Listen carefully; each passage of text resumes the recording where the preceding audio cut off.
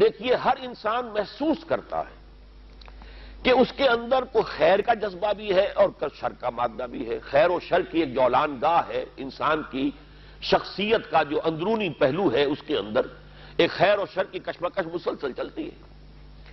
چنانچہ جدید سائیکالوجی نے بھی آپ کو معلوم ہے کہ جس کے بابا آدم اب فرائیڈ شمار ہوتے ہیں، انہوں نے انڈ اور لیبیڈو، یہ تو ہے حیوانی تقاضوں کے لیے.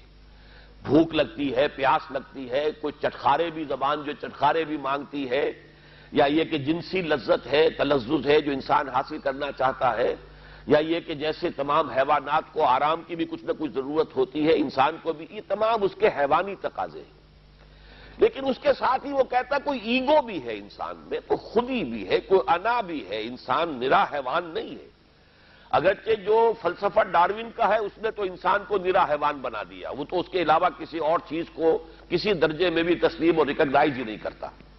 لیکن فرائیڈ کا میں کم سے کم اس درجے میں قائل ہوں کہ اس نے تو ویسے انسانی شخصیت کے 3 لیولز کو ریکگنائز کیا ہے، اور وہی 3 لیول ہے جو قرآن بیان کر رہا ہے. اگرچہ وہ جو پہلا لیول ہے اس کو تو یقیناً اس نے صحیح سمجھا ہے، لیکن دوسرے اور تیسرے لیول کو وہ صحیح طور پر آئیڈینٹیفائی نہیں کر سکا اور ایک دوسرے سے ممیز نہیں کر سکا. یعنی انڈ اور لیبیڈو یہ تو حیوانی تقاضے ہیں جس کو قرآن کہتا ہے نفس امارہ، انسان کا وہ نفس کہ جو اسے بدی کا حکم دیتا ہے.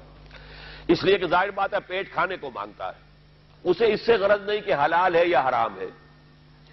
چٹخارا جو ہے وہ تو اپنی تسکین چاہتا ہے، اسے اس سے بحث نہیں کہ کوئی چیز جائز ہے یا ناجائز ہے. شہوت کا جذبہ جب برانگیختہ ہوتا ہے تو اسے تو اپنی تسکین چاہیے، سیکشول گریٹیفیکیشن جسے آپ کہتے ہیں، سینشول گریٹیفیکیشن. اسے اس سے بحث نہیں کہ جائز راستہ ہے یا ناجائز راستہ ہے، لہذا وہ حد اعتدال سے تجاوز کرے گا، صحیح راستے سے ہٹے گا. یہ گویا کہ اس کی سرشت کے اندر ہے. اس لیے ان نفس لامارۃ بالسوء، یہ ان یا لیبیڈو ہو گیا. دوسرا لیول وہ کہتا ہے ایگو ہے. تیسرا وہ سپر ایگو کہتا ہے. اگرچہ قرآن مجید نے اس کے لیے 3 علیحدہ اصطلاحات استعمال کی، نفس، قلب اور روح. 3. سپر ایگو اصل میں روح ہے، لیکن وہ نہیں سمجھ پایا اس کو. اس کی ڈیفینیشن جو ہے سپر ایگو کی وہ بڑی مختلف ہے، لیکن یہ میرا اس وقت کا موضوع نہیں ہے. اس وقت میں صرف یہ چاہتا ہوں کہ ریکگنائز کریں کہ یہ انسان کے اندر 2 پہلو ہیں جن میں کشاکش ہے. ایمان مجھے روکے ہے تو کھینچے ہے مجھے کفر، کعبہ میرے پیچھے ہے کلیسا میرے آگے ہے. ہر انسان کو محسوس ہوتا ہے کہ ہے. اب اس میں ہر شخص یہ سمجھتا ہے کہ اگر کوئی شخص باہمت ہے، دنیا میں کوئی بڑا کام کرنا چاہتا ہے، ایک تو یہ کہ عام آدمی ہے، حیوانوں کی سطح پر بس اپنے تقاضے پورے کیے اور زندگی بسر کر دی، بتا دی، جس کو میں کہا کرتا ہوں کہ زندگی اس نے نہیں بتائی، زندگی نے اسے بتایا ہے. زندگی نے اسے گزارا ہے، اس نے زندگی نہیں گزاری.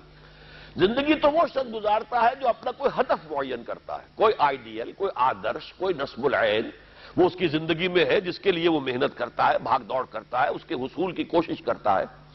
اب جو شخص بھی اپنے سامنے کوئی ہدف رکھے گا، مقصد رکھے گا، آدرش رکھے گا، اسے جو کام کرنا ہے اس میں اسے یقیناً اپنے نفسانی تقاضوں کو مارنا پڑے گا، دبانا پڑے گا.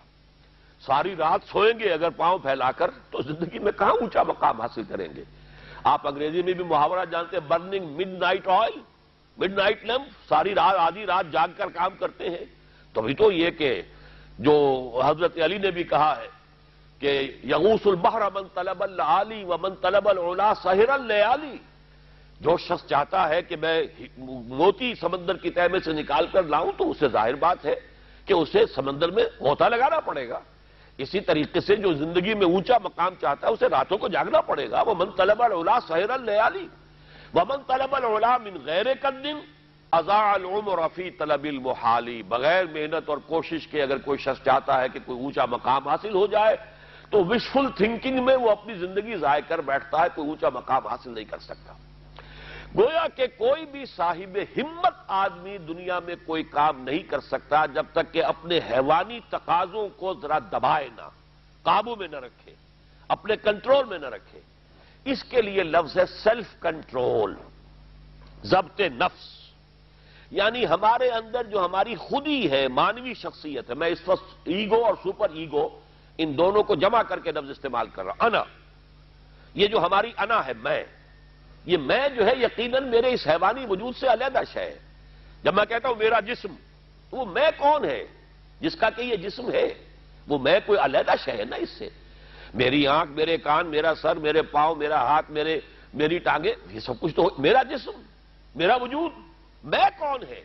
وہ انا ہے، وہ خودی ہے، وہ ایگو ہے، وہ سیلف ہے.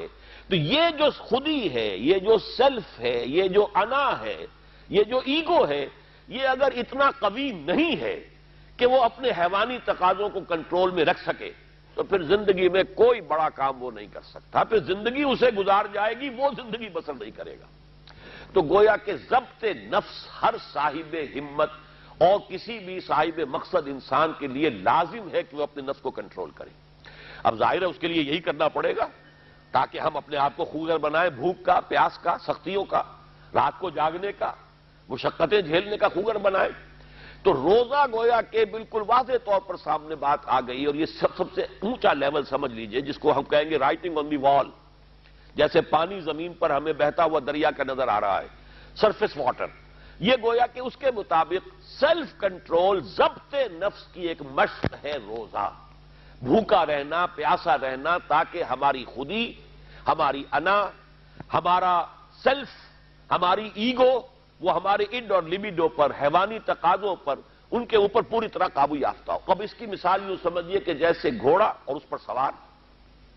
یہ ہماری خودی یا انا یا سیلف جو ہے یہ سوار ہے، اور ہمارا یہ جسم گھوڑا ہے.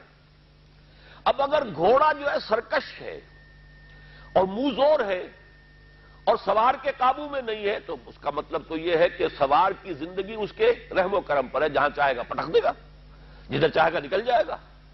لیکن اگر سوار جو ہے وہ طاقتور ہے، مضبوط ہے، گھوڑے کے اوپر اس نے قابو کیا ہوا ہے، اس کی دونوں رانے جو ہیں وہ بھی گھوڑے کو محسوس ہو رہی ہیں کہ میری پسلیوں کے اندر پوری قوت کے ساتھ دسی ہوئی ہیں، لہذا وہ گھوڑا جو ہے اب حکم مان رہا ہے اپنے سوار کا. تو اب یہ کہ انسان جو ہے اس سواری کے ذریعے سے اپنا جو بھی مقصد ہے، جو منزل ہے، وہاں تک پہنچ جائے گا.